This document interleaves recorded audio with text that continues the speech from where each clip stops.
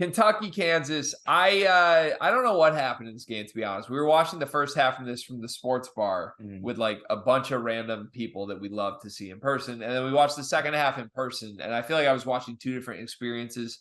Kansas jumped on them early. Hunter looked great. It looked like all the Kentucky freshmen were just not ready.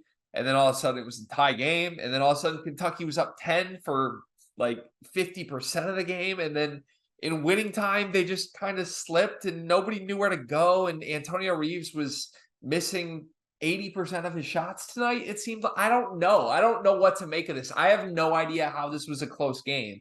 When you look at the box score and see what the Kentucky three trio best players shot, I have no idea how this was a close game. Hunter was phenomenal. That's all I know. And in the end, DeJuan Harris, Kevin McCullar, and Hunter Dickinson proved way too much for this Kentucky team. But oddly, I'm more impressed with Kentucky leaving this game. What do you think, Sweeney? There's no such thing as a moral victory at Kentucky.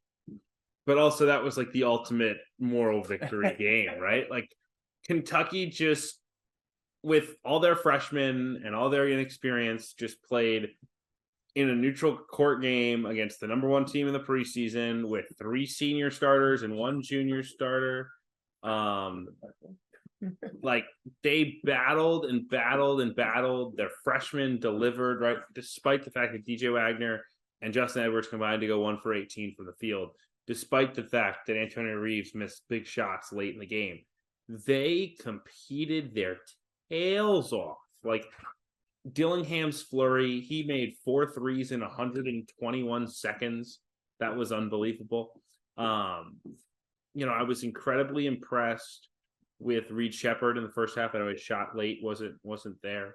And I thought Adu Thiero was tremendous in this game, right? Like everything you would have hoped to see from Kentucky, you saw. You saw the dynamic playmaking guards. You saw the athletic wings. You saw the ability to create mismatches and run by playing smaller at the 5.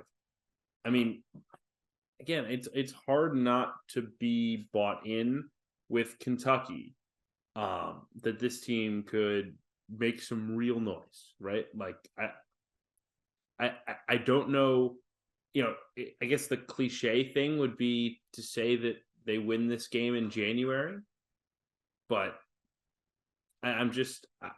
I guess we'll see how it develops. Yeah. I'm going to comment on Greg. Let's deal with some DoorDash. We're not at 20. It's at 28-9, which is. Where's 29? 29 might be like to the left or to the right. right. Where do I go? Just down the block. Just walk down the block. See if you see a pizza. Where do I go? Like to the like left? 3. To the left or to the right? Which one? This way. To the right. This way. This way. Yeah, towards this way. I think so. Yeah, this is great podcast. This is amazing podcast. This is what I'll say. And I'm not a moral victory guy whatsoever. Like I absolutely hate them in any setting, to be honest with you. I don't even care if like the whole team's out or whatever it is. They never sit right with me. I truly actually believe that like both teams somewhat showed something tonight and kind of, in quotation marks, won it. Like the whole time I was watching Kentucky, I was watching guys step up. Like you mentioned, Reed Shepherd step up, Adu Thiero stepped up. And kind of the big 3 or the 3 main scores that Kentucky might look for if you like put it on paper: Edwards, DJ Wagner, and Antonio Reeves. None of them shot well. They shot horribly. I think Greg pulled up the numbers combined for them. I think like 6 for 44. 8 for 43. Is it 8 for 43? I just highly doubt one of those guys shoot that bad. And then obviously it's hard to not look at this Kentucky team and be like, damn, what would they look like with Bradshaw in the middle? Or what would they look like if Big Z was eligible? But obviously you can't, speculate on what that's going to be. And then you go to Kansas. And on a lot of our episodes, Sweeney, we talk about like teams having 3 guys or 4 guys where they can just go to war every single night and those guys will give you a chance to win. The fact that Kansas has Hunter Dickinson, Kevin McCullar, and DeJuan Harris on a night-to-night basis is going to give them a chance to be so good, especially with like all the skill sets of those players combined. Like you saw tonight what it looked like if you don't have a big man that can match up with Hunter Dickinson. If you're undersized, he's going to pound you for 27 and 21. Kevin McCullar seems to be stepping into and thriving into the role that is what wing is going to thrive in this Bill Self system. And then DeJuan Harris, like I've always been an advocate that he does need to shoot more, just because I think his aggressiveness opens up things for Kansas teams so much. But it got to winning time tonight, and they were going under screens, and DeJuan Harris is going on 8-0 runs by himself. So you combine those three guys with the other pieces that they have. KJ Adams is probably one of the better utility guys, glue guys in the country. Let's see if like guys like Marco Jackson and Furphy improve throughout the season. Like, I'm feeling really good if I'm a Kansas fan.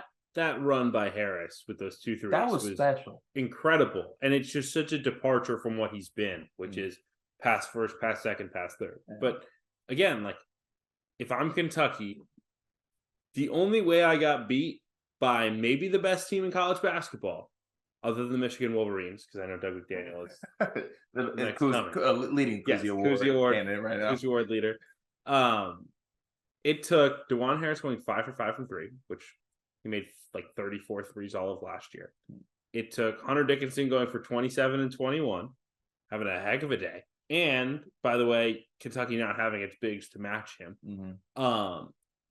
And it took Justin Edwards, DJ Wagner, and Antonio Reeves shooting 8 for 43 from the field. Right? Like, that's what it took just for Kansas to be like there at the end in a close game. With a lot of those being good looks, I would say. Like, I don't like Antonio Reeves had 3 open threes yes. to tie the game or take the lead in the final 90 seconds. DJ Wagner missed a lot of layups in this game. Right. Justin Edwards missed a dunk early on. Like, it's not as much like the Kansas defense is like, actually, Kentucky missed shots I think they should make. I thought Kansas showed the moxie and the toughness of a Bill Self team. I thought they looked like a team that's going to win a million games, right? Like Kansas last season.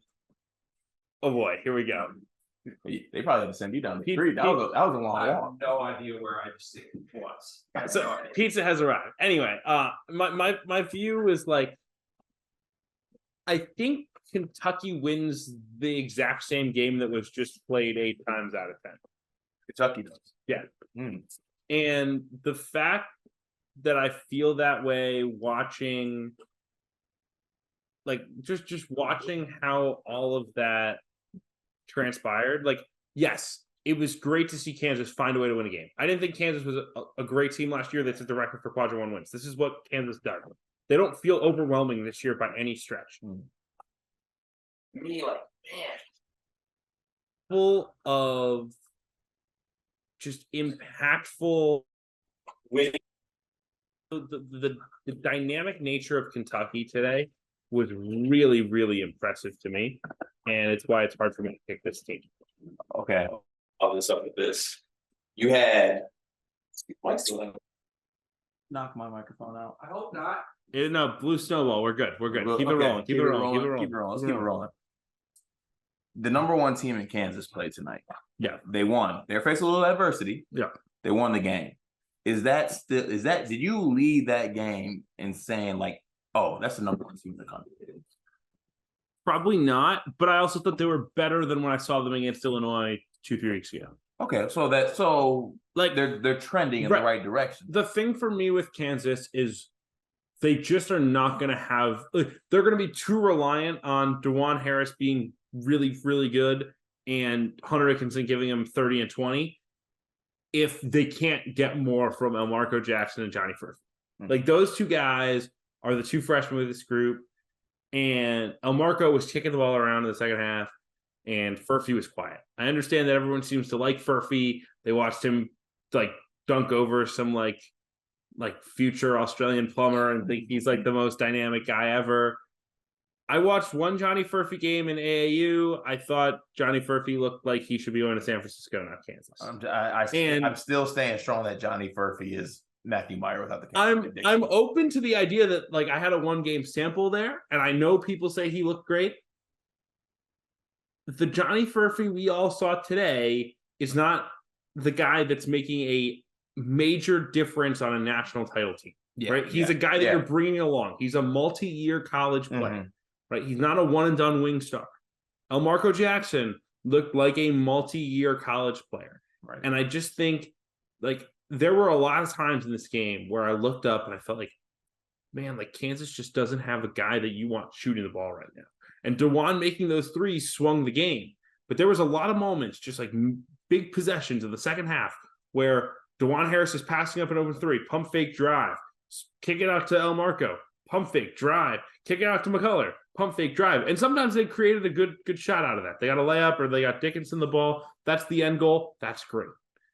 But I also felt just like, man, like a team that should be number one in the country should have at least one guy like a Robert Dillingham, at least one guy like an Antonio Reeves, at least one guy like even a Reed Shepherd. Like they don't have that guy. And I think that's going to hurt them throughout the season when they're in these big games. Okay, couple takes from me. I may have missed this. This may have already been said while I was running around trying to find pizza on board. Here's what I took away from this game.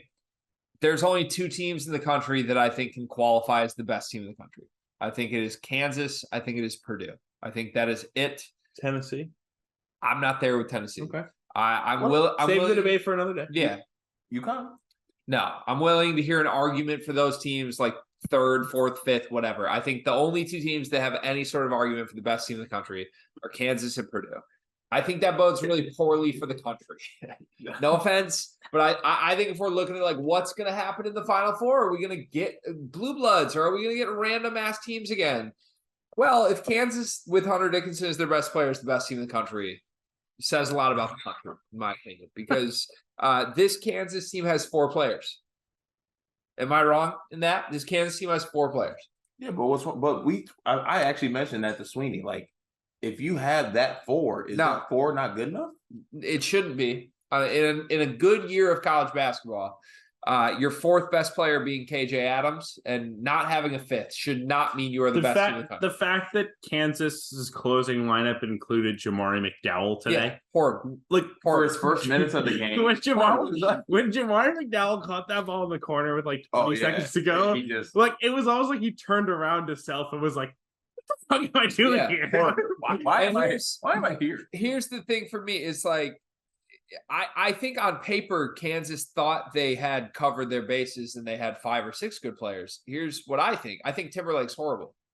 I don't think he's good. I don't think he's ready. I think he will have games where he hits 3 threes. Sure, fine. He'll playing Texas Tech. He'll hit 3 threes this year. Cool. That means nothing to me. I don't think he's a starter caliber player when they get to the NCAA tournament. He was rough. He was horrible. He was horrible tonight. Furphy was also horrible tonight. Marco Jackson was non-existent tonight. That means you have 4 players. And the reason I would say Kansas deserves to be the number 1 team in the country, despite all of these limitations, is because they have the luxury of DeJuan Harris, who will just decide to not exert himself, deciding to exert himself and being really good when he wants to be. And between him and what McCullar looks like right now, triple-double tonight, and I don't even think McCullar particularly played great for himself offensively. He was still very good production-wise. Between Dickinson, between him, between Harris, that's the best team in the country right now. And Purdue has the argument because Edey's that good. Braden Smith appears to have made the leap. But they have the same questions at the 4th and 5th guy that Kansas has. There's no complete team in the country right now, which makes this a wide open season, which makes it very interesting. I want to ask you this. Do you buy the Kevin McCullar situation? He had a triple-double tonight. He's been their leading scorer in other games leading up to this game. Is he the breakout Jalen Wilson type superstar that they've been looking for? Well, based on this product, our bounty ad read, bro. But we just lose the microphone again. Sorry, this seems good. It did. We're good. Yeah. Okay. So yeah, the bounty ad read is rolling along. Anyway, this is like lasagna. I love this. I love this. This is crazy. I don't know if anyone can like actually feel what's going on right now through the screen or hear what's going on. It's 1:30 in the morning. I have to edit all of this. I'm just saying. I think I buy that Kevin McCullar can be a 15-point per game scorer for Kansas this year. I don't buy that he can be Ochai Agbaji. I don't buy that he can be Jalen Wilson. I don't ever buy that Kansas is going to be in late game situations and be like, all right, let's just clear it out and give it to Kevin, right? And that's scary. And I don't think they're going to have that guy on this team other than Hunter Dickinson. And Bill Self was very open about the fact that, like, look, it's crowded down there for Hunter. We have to do a better job getting him opportunities.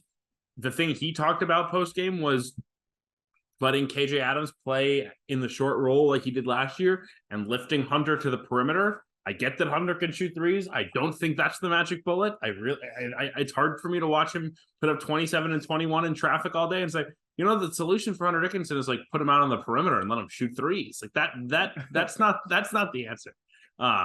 So I don't know. I came away. I didn't come away unimpressed with Kansas. I just came away feeling, again, the same with Kansas. This is not an overwhelming basketball team. And I think there's a chance Kentucky is. Like, whoa. I think there's a world where like February 1st comes around and Kentucky feels like a national title favorite. Is that with the team they have now, or guys getting eligible, guys getting healthy? Honestly, I would be fine if Bradshaw didn't play. I would be fine if Zvonimir Ivicic doesn't play. I want Onyenso there for 15 minutes a game as an energy 5. And he's but I want Trey Mitchell playing the 5 for Kentucky in March. It does work. Wow. I mean, you got shooting. You got the ability to create mismatches with him as a passer. Okay, I'm sorry. Hold on. They gave up 27 and 21 to the opposing centers tonight, and we're saying we feel great about that? I mean, Kentucky scored 84 points.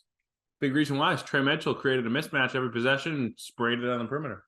Also, how many Hunter Dickinsons are there in college basketball? There's like 4 of them. Good point. That's fair. And they were in the game too. And they're all even with Hunter's 27 and 21. And I want Ugonna Onyenso there or Aaron Bradshaw or one of their bigs to throw 15 minutes at him. But I do not want to get away from what they are right now, which is a Duthier at the 4 playing awesome basketball, legit ball handlers at the 1, 2, and 3, guys can create offense, play and pick and roll, attack off the bounce. Like all that freedom and all that space goes away as soon as they start being like, yeah, Trey Mitchell's our 4, Duthier's our 3, and oh yeah, by the way, Justin Edwards, he's an NBA 2 guard. So like, let's go. Yeah. Like all these guards have to play. All these guards are good. Like DJ Wagner will be fine. Want to know who's really freaking good? Reed Shepherd. Rob Dillingham had the most dynamic sequence of the night. He had the best sequence of any player I've seen all season today. Mm-hmm. Those guys have to be on the floor. Let's play small. Let's space it out. Let these guards cook. And if that means Trey Mitchell with the 5, it means Trey Mitchell with the 5. Yeah. To Sweeney's point on how good the guards are, Kentucky's starting 1, 2, 3. DJ Wagner, Antonio Reeves, Justin Edwards tonight. 8 for 43 from the floor. 3 for 23 from 3. They got him up. Give yourself a chance. And they nearly won the game. It's just kind of crazy that that's the takeaway for me. I think it's the right takeaway, but like that's why I'm so baffled by this game. Like I think Kentucky's guys were objectively bad tonight, but we're also like, holy shit, they were good. It's weird. So play this exact game script out 10 times. Yeah. How many times does Kentucky win? I don't know. I said 8. I've been thinking that. I don't know. I think it's 5 and 5. But I don't know. I mean, if you get one of those guys, one of the 3, to give you something. DeJuan Harris went 5 for 5 from 3. Like, what are you talking about? Antonio Reeves was 3 for 17 from 3 tonight. Right, he makes 2 more. We're gassed up about Kentucky. That's crazy. I'm very gassed up if any player on any team's taking 17 threes. He put a 20. He shot 25 balls tonight. Give him credit. I feel like we're overlooking that. It's just crazy to me. I I feel obligated to just say before we wrap this segment, Hunter Dickinson was phenomenal. I wished so hardly this was not the result, but it is. Hunter's great. Point blank, I want to ask you about this. Give me the answer quickly. Can Kansas win the national title with Hunter Dickinson as their best player, yes or no? Yes. No doubt in your minds? There's a little doubt in my mind. A little doubt in my mind, but also how many teams am I confidently saying can win a national championship right now? One of them's coached by Bill Self and as an All-American. I'll take that group. Yeah, that's kind of how I feel. Okay. That's kind of how I feel. All right. Yeah. I think it's still 90% no, 10% yes, but it's more about the country not being there than it is Kansas and Hunter being like unbeatable. That's where I'm at. Mm-hmm. They look great tonight. They still were down 10 for most of the game to a Kentucky team that shot pretty horrible from the floor. That's interesting to me. Something to watch.